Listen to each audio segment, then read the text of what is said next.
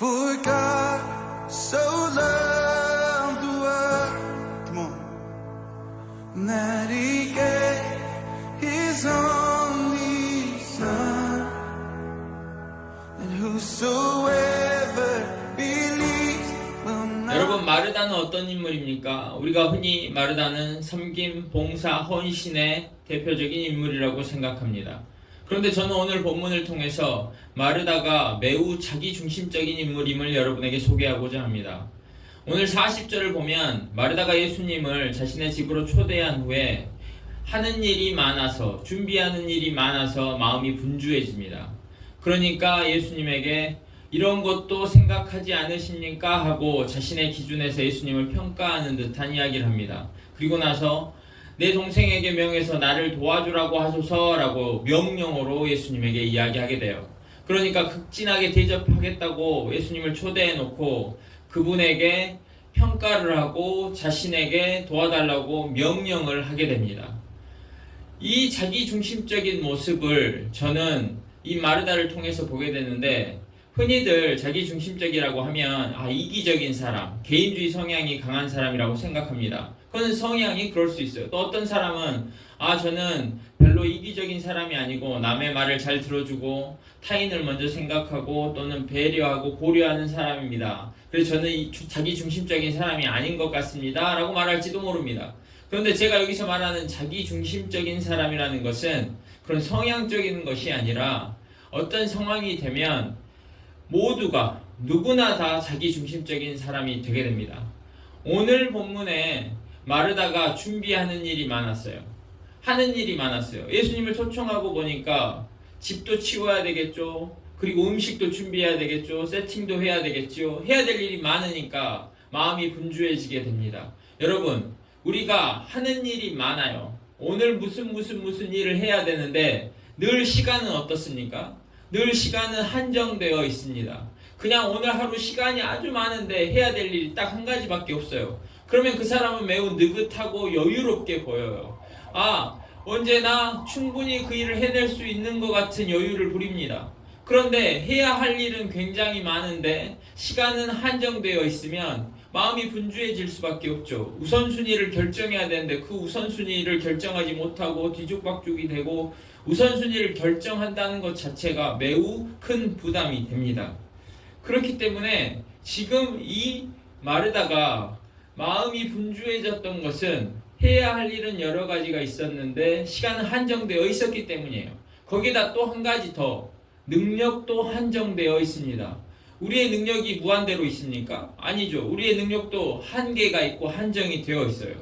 그렇기 때문에 이러한 상황이 되면, 다시 한번 말씀드리면, 해야 할 일은 많고 시간은 한정되어 있고 능력도 한정되어 있을 때 우리는 마음이 분주해집니다.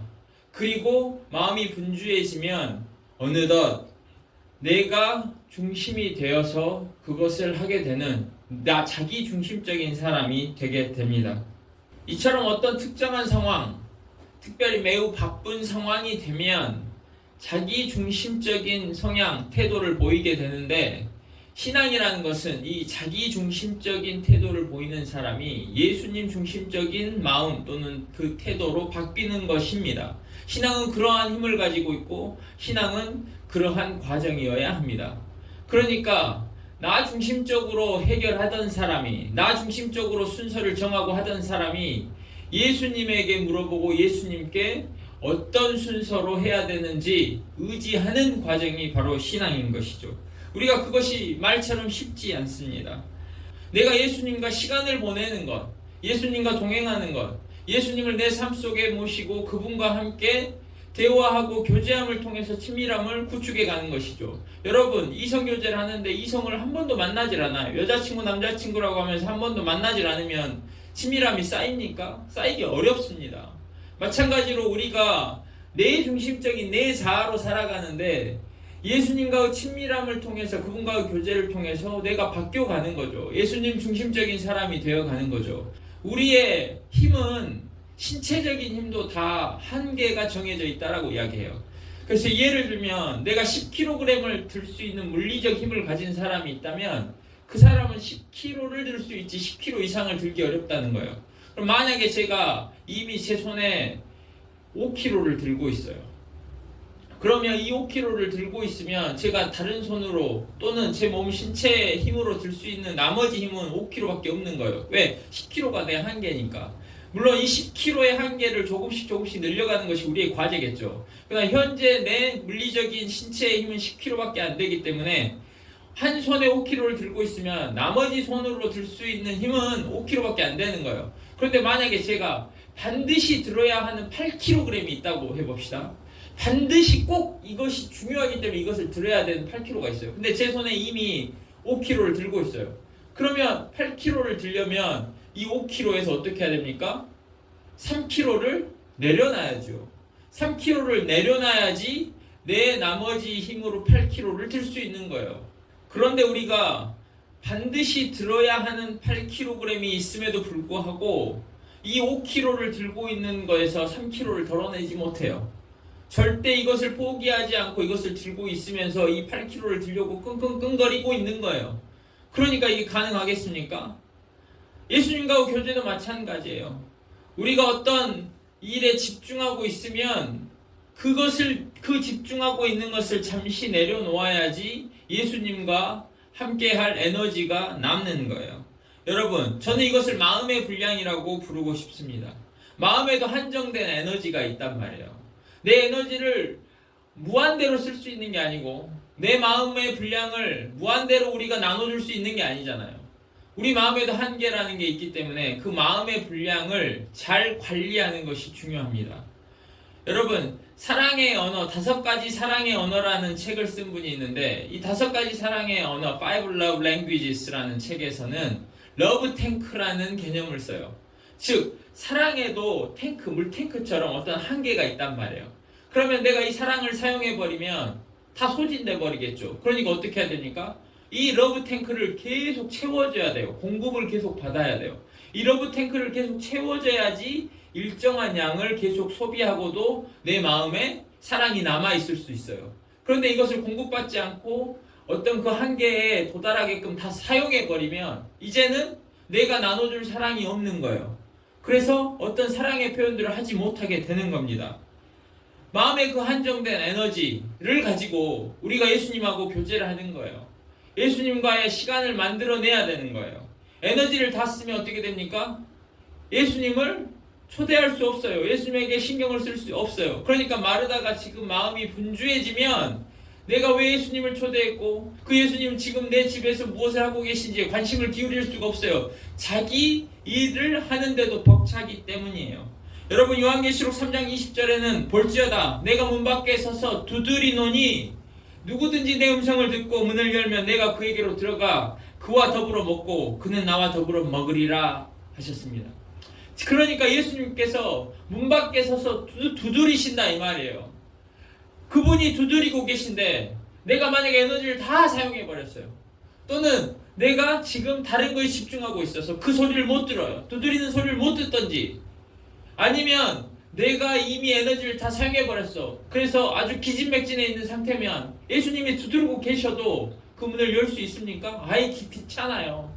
귀찮아서 그 문을 열지도 않고 열었다 한들 예수님이 들어오셨어도 그분과 교제하고 나눌 힘이 없는 거예요. 에너지를 다 소비해버리면 예수님이 내 마음속에 들어와 계셨어도 어디에 계시고 무엇을 하는지 찾지를 않습니다. 그것이 원리예요. 우리가 언제든지 예수님 언제든지 제가 준비되어 있습니다 그러지 않아요. 우리가 이미 다른 것에 붙잡혀 있고 마음이 분주하고 그렇게 되면 자기 중심적인 태도를 보일 수밖에 없습니다. 시간의 한계와 능력의 한계를 늘 가지고 있고 해야 할 일은 늘 많습니다. 그렇기 때문에 우리가 예수님에게 우리의 시간을 내어드리는 것이 어려워요. 그래서 교제가 잘 이루어지지 않아요. 그렇기 때문에 우리의 친밀함이 쌓이지가 않아요. 그러면 우리의 자아만 승승장구하겠지요. 누구나 다 자기중심적인 사람이 됩니다. 그러니 우리가 자기중심적인 사람이 되지 않아야지 알지라도 그게 어려워요. 내가 자기중심적인 사람이 아니고 예수님 중심적인 사람이 되려면 나의 에너지를 비축해야 돼요. 나의 에너지를 다른 것에 다 소비하면 안 되고 나의 에너지를 모아놨다가 그 예수님에게 할당할 수 있는 양을 남겨둬야 돼요. 제가 everyday 24/7 24시간 일주일 내내 예수님에게만 집중해야 하라고 여러분에게 요구하는 것이 아닙니다. 저도 그것은 어려워요. 쉽지 않은 일이에요. 그러나 하루 중에 어떤 시간을 떼어서 예수님에게 이것은 드려야지 하고 남겨두셔야 합니다. 에너지를 조금만 비추가십시오. 그리고 그분이 문을 두드릴 때 문을 열어드릴 힘을 남겨두십시오. 그리고 잠시라도 그분과 앉아서 그분의 이야기를 들을 마음의 여유를 남겨두십시오. 그러면 우리가 하고 있는 것들 중에 어떤 것들은 필요하지 않은 것들은 정리해 가야 돼요. 그게 예수님과 친밀한 교제를 나눌 수 있는 실질적인 방법이에요. 내가 하는 일은 그대로 하면서 그것을 그대로 놓아두면서 예수님과 시간을 보내겠다고요? 그건 이상적인 생각이에요. 현실에서는 그렇지 않습니다. 여러분, 예수님을 위해서 조금의 시간을 떼어두십시오. 여러분, 조금의 시간을 비추게 두고 에너지를 조금을 비추게 두십시오. 그리고 그분에게 문을 열어주십시오. 그러면 그분이 들어와서 계실 거 아닙니까? 그러면 그분과 잠시 앉아있을 시간을 남겨두십시오. 그러면 우리가 자기 중심적인 사람이 아니라 예수님 중심적인 사람으로 변해갈 겁니다. 그것을 보시게 될 겁니다. 그런데 여러분, 여기에서 한 가지 꼭 기억해야 하시는 것이 있습니다. 그것이 무엇이냐면, 마르다가 예수님을 초청할 때 예수님은 마르다가 어떤 인물인지 알고 있었느냐 하는 거예요. 예수님은 마르다가 자기 중심적인 사람이 될 거라는 걸 알고 계셨습니다. 분주한 상황이 되면 마르다가 자신을 평가하고 예수님에게 명령하는 듯이 말할 수 있다는 걸 알고 계셨을 거예요. 모르시겠습니까? 당연히 알고 계시죠.